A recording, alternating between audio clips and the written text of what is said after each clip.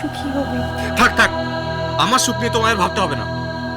তবে একটা কথা, এরপর যা যা ঘটবে তার জন্য দায়ী কিন্তু তুমি হবে।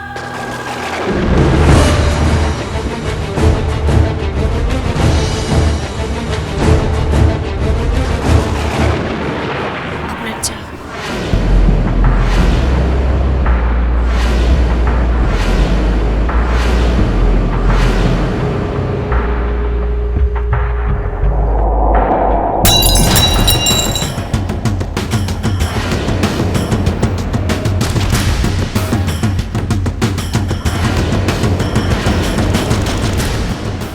সামনে আসবে না, আমি তোমাকে দেখতে চাই না।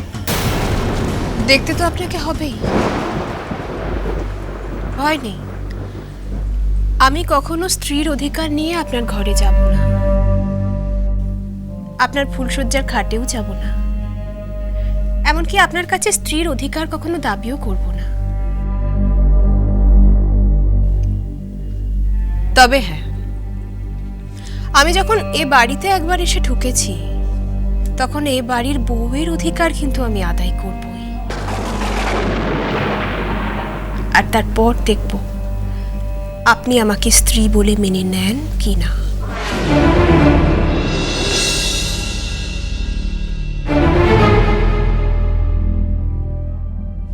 আমি জীবনেও তোমাকে স্ত্রী বলে মানব না।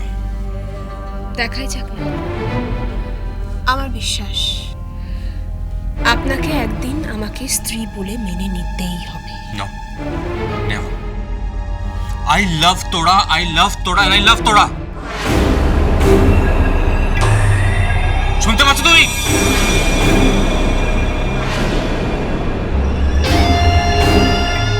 আমি শুধু তোরাকে ভালোবাসি, that's all.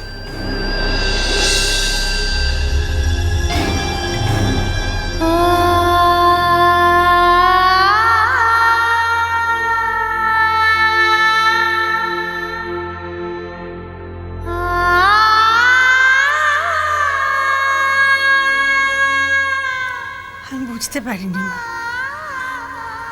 বুঝতে পারিনি তোকে এতটা। আমিও বুঝতে পারিনি মা, বুঝতে পারিনি যে আমাকে এত কম অপমানিত হতে হবে।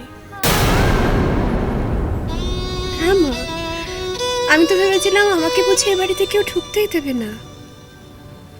আমি ভেবেছিলাম এ বাড়ির কাজের লোকদের ঘরেও হয়তো আমার একটা জায়গা হবে না। সেটুকু যখন হয়েছে, তখন আশা করি পারবি, তুই পারবি, তুই পারবি মা, পারবি। শুধু একটা কথা মাথায় রাখিস, বাবাই কিন্তু যে কোনোভাবেই তোরার কাছে পৌঁছানোর চেষ্টা করবে। তোকে আটকাতে হবে। আটকাবো না, ঠিক আটকাবো।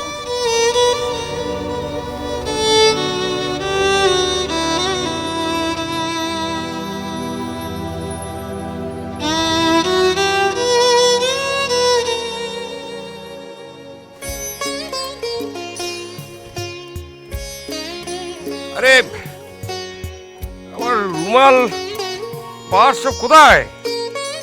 কি আশ্চর্য, মেয়েটা বাড়ি ছেড়ে চলে গেছে, বউটার কোনো কাণ্ডজ্ঞান নেই। কোথায় যে থাকে কে জানে, কোথাকার জিনিস কোথায় রাখে কিছু খেয়াল রাখে না।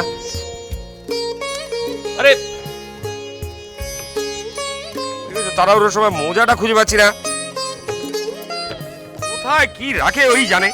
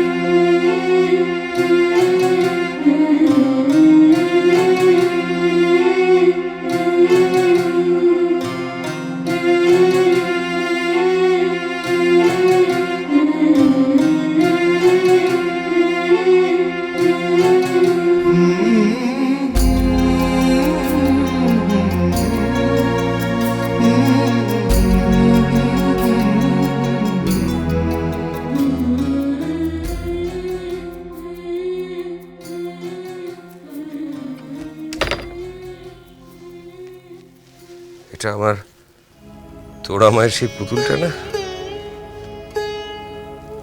কি প্রিয় ছিল এই পুতুলটা ওর। হ্যাঁ, ও শুনছো?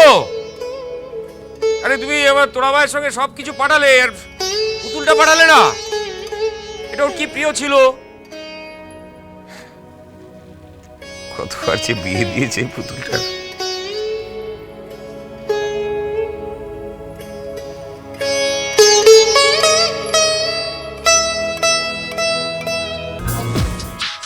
এখন আবার কে ফোন করলো?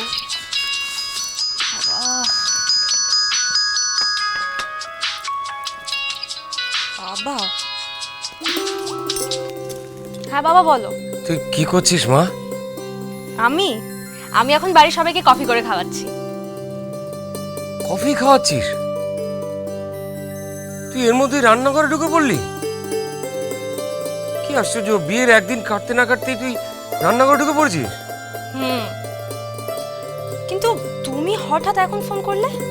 হ্যাঁ, বলছিলাম যে তুই না তোর সেই পুতুলটা ফেলে গেছিস।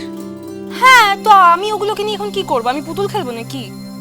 না না, তুই এই পুতুলটা নিয়ে তুই পুতুলের বিয়ে বিয়ে খেলতিস, তোর মনে নেই? বাবা বাবা, আমার এখন বিয়ে হয়ে গেছে, আমি পুতুল নিয়ে কি খেলবো? তোমার না মাথাটা পুরো গেছে। আচ্ছা শোনো, কফিগুলো না ঠান্ডা হচ্ছে, তুমি একটু রাখো, আমি তোমায় একটু বাদে ফোন করছি। হ্যাঁ ঠিক আছে, ওকে ওকে।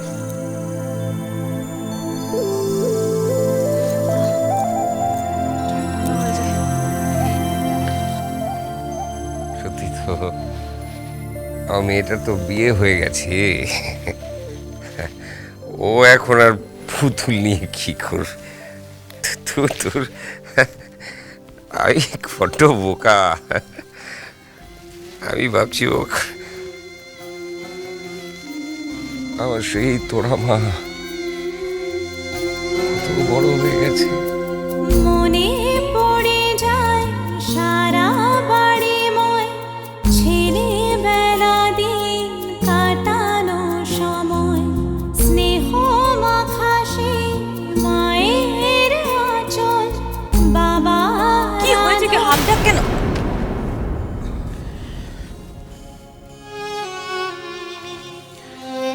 দেখেছো, তোরা পুতুলটা নিয়ে যায়নি। আমি ওকে পুতুলের কথা বললাম, ও বললো বাবা আমার এখন বিয়ে হয়ে গেছে, আমি এখন পুতুল দিয়ে কি করব? ঠিকই তো, তুমি আমার এই নিয়ে কান্নাকাটি শুরু করলে। না গো না। আচ্ছা, আমাদের মেয়েটা দুম করে কিরকম পর হয়ে গেল না।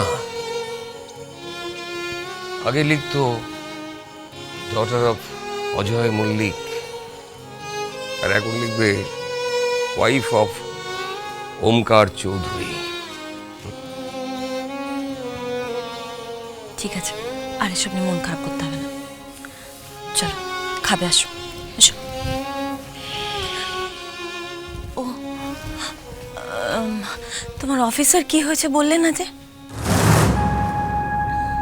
একটা খারাপ খবর আছে। কি হয়েছে? শান্তনু স্যার কয়েকদিন কলকাতার বাইরে থাকবেন, কেসটার দায়িত্ব আমার উপর দিয়ে গেছেন। সে কি কথা? হ্যাঁ, এই প্রথম মেয়ের বাড়ির বিরুদ্ধে আমাকে কেস লড়তে হবে।